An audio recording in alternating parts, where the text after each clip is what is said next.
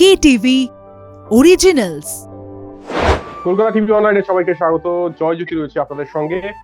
কালারবার আপনারা জানেন যে অত্যন্ত জনপ্রিয় এন্টারটেনমেন্ট বুলেটিন, এবং প্রতিদিন আপনারা এন্টারটেনমেন্টের খবর পান কালারবারে, এবং যাদেরকে নিয়ে খবর হয় তাদেরকে কিন্তু নিয়ে আসা এই নিউ ইয়ার ইভেন্ট। এক এক দিন এক এক তারকা। আজকে ভীষণ স্পেশাল একজন আমার সঙ্গে রয়েছেন, এবং বিশিষ্ট অভিনেত্রী এই মুহূর্তে মধুমিতা সরকার রয়েছেন কলকাতা টিভি অনলাইনে। স্বাগত মধুমিতা। Thank you. সবাইকে মেরি ক্রিসমাসের শুভেচ্ছা, বিলেটেড। একদম। আর বলো, প্রথমে বলো কেমন আছো? ভালো আছি, কাজকর্ম চলছে, শুট চলছে, আর মাঝে মাঝে ঘুরতে বেরিয়ে যাচ্ছি, আর ফ্যামিলিতে মানে সব ঠিকঠাক আর কি। আচ্ছা, মধুমিতার অভিনেত্রী মধুমিতা হয়ে ওঠার যে গল্পটা সংক্ষেপে যদি, খুব সংক্ষেপে যদি বলো আমাদের। তোমার স্ট্রং এডুকেশনাল ব্যাকগ্রাউন্ড, সেখান থেকে কি করে অভিনেত্রী হওয়ার বাসনা? সেরকম ভাবে ভাবিনি যে কখনো অ্যাক্টর হব একদম শুরুর দিকে। তো পড়াশোনা নিয়ে আমি কন্টিনিউ করবো ভেবেছিলাম, তো মডেলিং চলছিল। তো তার মধ্যে হঠাৎ করেই যখন সিরিয়াল করা শুরু করি, তো আমি খুব খারাপ অভিনয় করতাম। তো 100টা করে এনজি দিতাম, তো সবাই বলতো যে এত খারাপ অভিনয় করছে, মানে এত টাইম ধরে শুট করতে হচ্ছে। তো মনে হচ্ছিল যে কি এটা কতটা ডিফিকাল্ট, মানে আমি পারছি না কেন। তো ওখান থেকে আর একটু সিনেমা নিয়ে, অভিনয় নিয়ে একটু চর্চা করতে করতে তারপর বোঝে না সে বোঝে না হলো, লোকজন বেটার বলতে শুরু করলো। So like that it started. Madhumita, এখনো পর্যন্ত যত কাজ করেছো তার মধ্যে বেস্ট কাজ যদি তোমাকে বলা হয় যে তোমার বেস্ট কাজ কি তোমার চোখে?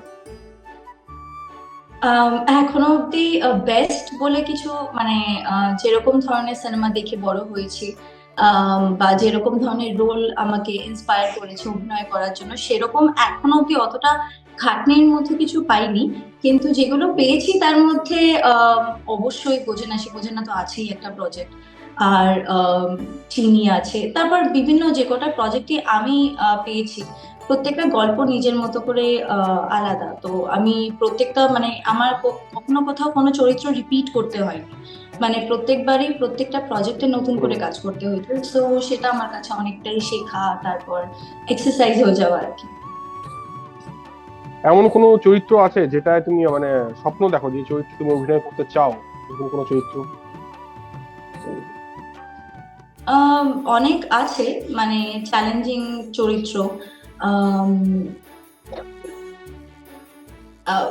এবারে ওয়ার্ল্ড সিনেমাতে যাব নাকি সরি, বলিউডেও তো অনেক আছে, যেমন উইপ্লাশের যদি কখনো কোনো ফিমেল ভার্সন হতো, মানে বা মানে এইরকম ধরনের যেখানে আর কি কিছু করার আছে, বা যেখানে এইখান থেকে পুরো বেরিয়ে, মানে এই যে চরিত্রটা প্লে করছে বা এখান থেকে বেরিয়ে আর কি অনেক কিছু যেখানে করার থাকবে। আর প্রত্যেকটা গল্প নিজের মতো করে আলাদা হয়। সো আমার কাছে অ্যাজ সাচ কোনো ফেভারিট কিছু নেই, কিন্তু যেখানে অনেক কিছু নতুন দেওয়ার থাকবে, অ্যান্ড যে গল্পের মধ্যে আর কি সেই ইন্টারেস্টিং ফ্যাক্টরটা থাকবে, তো সেটার উপরে আমি ইন্টারেস্টেড। বলিউডে কাজ করার স্বপ্ন রয়েছে? অবশ্যই। বলিউড কেন, মানে যে কোনো ভাষা হলো আমার কাছে ভালো প্রজেক্ট আর কি, যে কোনো ভালো গল্প আমার কাছে ইম্পর্টেন্ট। তো আমি এর আগে সাউথেরও পেয়েছি ভালো স্ক্রিপ্ট কাজ করার জন্য, তো সেটা চলছে। তো যে কোনো ল্যাঙ্গুয়েজই হোক না কেন সেটার জন্য শিখে নিতে পারবো, খালি কনসেপ্টটা আর আমার চরিত্র ভালো হচ্ছে। এটা আমি কোথাও একটা পড়ছিলাম যে তুমি খুব দ্রুত নাকি ল্যাঙ্গুয়েজ শিখে নিতে পারো। এটা একটা দুর্ধর্ষ, মানে দারুণ গুণ একটা। না মানে একেবারে A1 অব্দি মাস্টার তো করতে হয় না, কিন্তু যেটা স্ক্রিপ্ট পড়ার জন্য বা বোঝার জন্য বা ডায়লগে কন্টিনিউ করার জন্য, যাতে সামনের অ্যাক্টরের কোনো অসুবিধা না হয়, সেটা মানে যত তাড়াতাড়ি। আর আমি চেষ্টা করি আর কি প্রথম 2-3 মাসের মধ্যে আর কি ম্যাক্সিমাম টাইমটা ইনভেস্ট করে ফেলার, তো তাতে একটা জায়গা অব্দি তাড়াতাড়ি পৌঁছে যেতে পারে, তারপরে একটা পিস অফ কেক। একদম। কোন ডিরেক্টরের সঙ্গে কাজ করার ইচ্ছে রয়েছে বলিউডের যদি কথা বলি? অনেক ডিরেক্টরের সঙ্গেই আছে।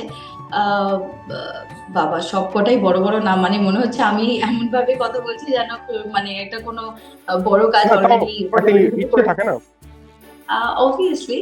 তাও একটা ইচ্ছে থাকে, তো স্বপ্ন থাকে। হ্যাঁ, অনুরাগ বাসুর সঙ্গে আছে, অনুরাগ কাশ্যপ আছেন, সঞ্জয় লীলা বানজালি আছেন। আম, এখন যে কজন কন্টেম্পোরারি ডিরেক্টর আছে, মানে অ্যান্ড হুম এখন আরো নতুন ভাবে যারা মানে নতুন প্রজেক্টও করছে বা প্রথম কাজও করছে, এরকম অনেক ভালো ভালো ডিরেক্টরস উঠে আসছে। সো আগেন হুম। একই জায়গায় কথা ফিরে আসছে। সো ভালো গল্প আর কি যেই এনে দিতে পারবে উইথ গ্রেট ভিশন। মধুমিতা, একটা প্রশ্ন মানে একদম স্পেসিফিক্যালি জানতে চাইছি। ধরো তোমার কাছে একটা অপশন এবং তোমার টাইম কম, যে কোনো একটা জিনিসই করতে পারবে, হয় ওয়েব সিরিজ নয় সিনেমা, তুমি কোনটাকে চুজ করবে? ধরো একটা ওয়েব সিরিজ আমি অফার আসলো এবং একই সঙ্গে সিনেমা অফার আসলো, যে কোনো একটা চুজ করতে হবে। ওয়েব সিরিজ হলে দেখবো যে কি সেটা কোন প্ল্যাটফর্মে আসছে, সো সেটা আমার হুম। কাছে কতটা ইম্পর্টেন্ট আর কি। আর ফিল্ম আদারওয়াইজ তো ডেফিনেটলি ছবি। যদি সেটা খুব বড় কোনো একটা প্ল্যাটফর্মে আসে কোনো ওয়েব সিরিজ হয়, তাহলে অবশ্যই ওয়েব সিরিজ। মধুমিতা হচ্ছে সোলো ট্রাভেলার এবং অনেক জায়গায় চলে যায়, যখন তখন পাহাড়ে আমরা দেখি মধুমিতা সরকারকে। তো সেটা নিয়ে একটু গল্প হয়ে যাক, মানে তোমার বেস্ট হলিডে ডেস্টিনেশন, বেশিরভাগ তোমাকে আমি পাহাড়েই দেখি চলে যেতে। কিরকম আমার এনজয় করো? হ্যাঁ, আমার অ্যাকচুয়ালি হিমালয়া এক্সপ্লোর করতে ভালো লাগে, মানে বিভিন্ন সাইড। সেটা হুম অরুণাচল থেকে শুরু করে এখনো কাশ্মীরের সাইডটা দেখা হয়নি, কারণ আমি হুম। প্রত্যেকটা জায়গা খুব ভালো করে আর কি এক্সপ্লোর করতে ভালোবাসি। তো আম, এই জন্য আমি পাহাড়ে চলে যাই। আর সোলো কারণ আমি এত বেশি ট্রেকিং করি, মানে বেশিরভাগ দিন এরকম হয়ে যায় প্রত্যেক দিন 7 কিলোমিটার, 10 কিলোমিটার, 12 কিলোমিটার হতেই পারে। তো এবারে এতটা বেশি আমার সঙ্গে যাওয়ার মতো আর কি, তার থেকে আমি ছোট ছোট গ্রাম আর কি এক্সপ্লোর করি, তো নিজের মতো করে ঘুরি। মানে কোনো রুল ফলো করতে হয় না।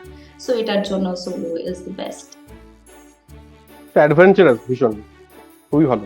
হ্যাঁ, মানে ভালো আর লাগে বিভিন্ন গ্রামে গিয়ে তাদের কালচার। এবারে পাহাড়ে ছোট ছোট গ্রামে নিজেদের সেই ফার্মিং হচ্ছে সেগুলো দেখা, তারপরে ছোট ছোট রাইড নেওয়া, তো মানে এগুলো আর কি। হুম।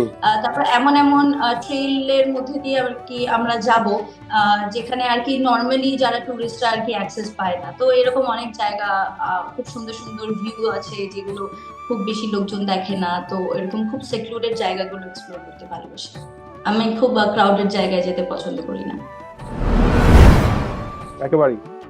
আর মধুমিতা সরকারের একদম যেটা বলার সেটা হচ্ছে যে প্রেমের মরশুম কবে থেকে শুরু হয়েছে?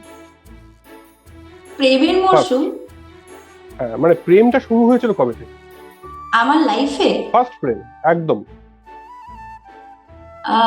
সেটা তো একদম প্রথম কাজ করার সময়, 11-12 আর কি। তো তারপরেই আর কি আমার বিয়ে হয়ে যায়, অ্যান্ড তারপরে এখন আমার কাজের সঙ্গে প্রেম। মানে এখনো মানে চলছে, আমি কাজের সঙ্গেই খুবই প্রেম চলছে। বোরিং একজন মেয়ে, মানে বাইরে থেকে দেখে খুবই এই মনে হতে পারে, বাট আমি ভেতর থেকে আর কি প্রচন্ড বোরিং। কাজ করি আর যে যে সময়টা ফ্রি থাকি নিজের মতো করে কিছু না কিছু এক্সপ্লোর করার চেষ্টা করি, যে যে জিনিসগুলো জানি না সেগুলো শেখার চেষ্টা করি, আর ফ্যামিলিকে সময় দিই, বাস দ্যাটস ইট। অফ টাইমে কি করতে ভালো লাগে? মানে এমন কিছু ইচ্ছা আছে, বই পড়া, মিউজিক শোনা? এই যেমন আমি এটা পড়ছিলাম সকালবেলায় থেকে, দ্য পাওয়ার আচ্ছা। Of your subconscious mind. তো এইসব আর কি পড়ি বিভিন্ন জিনিস। তারপর আমি কিছু হাতেরও কাজ করি, তো মানে হুম। টুকটাক। তারপর আমার কাছে প্রচুর গাছ আছে, so I take care of my plants, তো এইসব আর কি। মধুমিতা, আরেকটা প্রশ্ন সেটা হচ্ছে যে এটা সব সেলিব্রিটি কম বেশি করতে হয়। ধরো কোনো একটা ছবি তুমি দিলে সোশ্যাল মিডিয়ায় এবং সেটা কোনো না কোনো ভাবে তুমি ট্রোলিং এর শিকার হলে, সেটাকে হ্যান্ডেল করো কিভাবে? আহ আমার ট্রোলারদের তো জাজ করার কাজ নয়, বিকজ হুম আমি the end of the day আমি এন্টারটেইনার। তো আমি শুধু কাজ করে যাব। আর তাদের কাজ হচ্ছে অ্যাপারেন্টলি জাজ করা, মানে কারণ আমরা পাবলিক পিপল। তো এবারে তাদের মতামতটাকে আমরা কতটা নেব সেটা ডিপেন্ড করছে আমাদের মানে আমি ওই দিক থেকে আর কি খুব একটা কোনো কিছুতেই গা করি না, মানে কারণ আমি যে কাজগুলো করি সেগুলোতে আমি যাদেরকে চিনি তাদের থেকে অ্যাপ্রিসিয়েশন পেলেই হলো, মানে ফোনের পেছনে কে কি বলছে সেটা খুব একটা আমাকে এফেক্ট করে না, মানে ওই জন্য আমি খুব একটা রিয়াক্টিভ হই না। নেক্সট কি কি প্রজেক্ট আসছে তোমার, কি কি ভালো ভালো কাজ দেখতে চলেছি আমরা? একটা করছি, সেটার নাম হচ্ছে কে প্রথম কাছে এসেছি, সেটা বিক্রমের সঙ্গে আছে। আর এটা ছাড়া আরেকটা বাংলা ফিল্ম, সেটা মানে এখন বলা যাবে না কারণ টাইটেলটা এখনো জাস্ট ভাবা হচ্ছে। আর একটা হিন্দি ফিল্ম, সেটা অলরেডি শুটিং চলছে, তো সেটাও মানে ফিল্মিং। আর একটা সাউথের ফিল্ম আছে, সো সব মিলিয়ে আর কি টুকটাক কাজ চলছে। সুপার। আর যেটা বলার সেটা হচ্ছে যে নিউ ইয়ার তো আসছে, এবং নিউ ইয়ারের ডেফিনিশন কি তোমার কাছে, মানে নিউ ইয়ারটা কি তোমার কাছে? নিউ ইয়ার আমার কাছে just it's another phase of time, একটা সার্কেল কমপ্লিট হলে আর কি যেটা হয়, নতুন নতুন রেগুলেশন কি কি করেছি সেটা দেখা, আর কি কি জায়গায় ভুল করেছি, কি কি জায়গায় ইমপ্রুভ করতে পারবো সেটা দেখা। সো আমার কাছে নতুন বছরটা অ্যাগেন অ্যানাদার অপরচুনিটি। তো মনে হয় 2023-এ যে জায়গাগুলো বাকি রয়ে গেছে সেটা 2024-এ এসে কমপ্লিট করতে হবে, তো ওই আর কি আবার একটা রেসপন্সিবিলিটি। 2024-এর জন্য কোনো রেজলিউশন?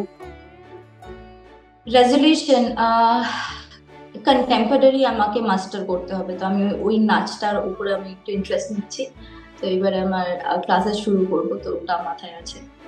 বাস আপাতত এটাই। আর বাকি আমি প্রচন্ড কাজ নিয়ে এতটাই ফ্রি যে একদিন যদি ফ্রি থাকি তখন মনে হবে যে কি আচ্ছা আমি কি সময় নষ্ট করছি, মানে এরকম মনে হয়।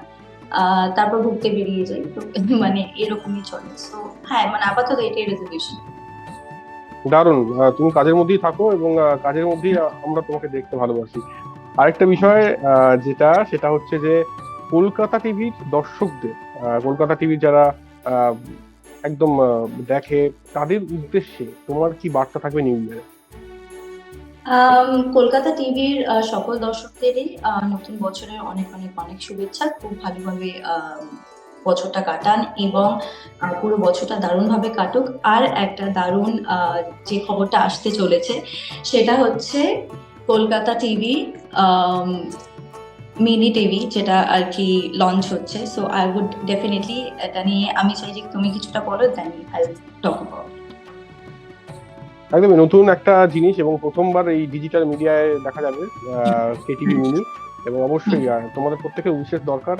আর সবাই উইশ করছে, মধুমিতাও উইশ করেছে, এবং আশা করছি এটা খুব সফল হবে, এইটুকু আশা রাখি। একদম খুবই সফল হবে, মানে অল দ্য ভেরি বেস্ট।